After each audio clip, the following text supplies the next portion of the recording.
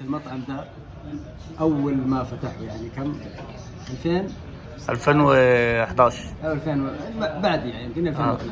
ايوه كان المطعم صغير بس ما عجبني الأكل كثير يعني. اليوم جيت ما شاء الله تبارك الله اللحمة أنا أعرف اللحمة فريش والله فريش. الطرب جميل، الممبار، الورق العنب الملفوف كله تحفة، الكوارع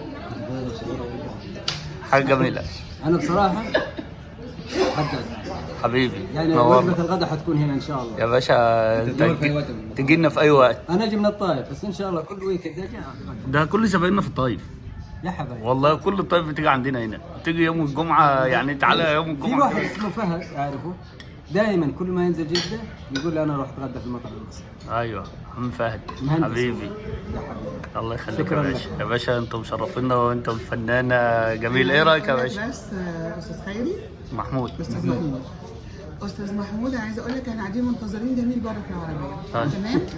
قالوا لي ايه لو دخلنا، بصي ما تزعليش، لو دخلنا لقينا الاكل مش حلو هنغمزك كده وتلفي ونطلع وناخد جميل نعزمه بره في اي مكان. تمام. دخلنا طشه الملوخيه بالبطه بالملوخيه بالشو، اول ما نزل بقى طاجن الورق العنب بالكوارع. انا بقى عشقي الممبار الرفيع، ما بحبش التخين خالص، مع حتى الطرب مش سمين، مش بينزل سمنه، والرز حتى ما فيهوش سمنه كتير، مأمر. والبص الاكل ما شاء الله ما شاء الله. قال لي ايه؟ قلت له نلف ولا ايه؟ قال لي كملي يعني كان بينهم وانا ما اعرفش، يعني بصراحة بينهم وانا ما اعرفش. ايوه بصراحة كنا هناخدك والله. يعني الله يعطيهم العافية الله يخليك. لا بس الاكل عندنا الله يخليك والله كله تمام. المنظر اصلا يشبع كذا، بص شبع. الله يخليك.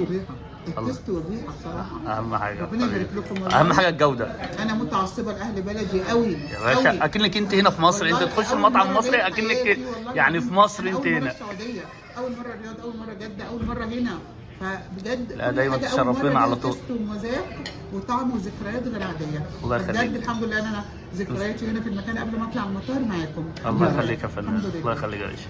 شكرا لك. ماشي يا عمي. أحترم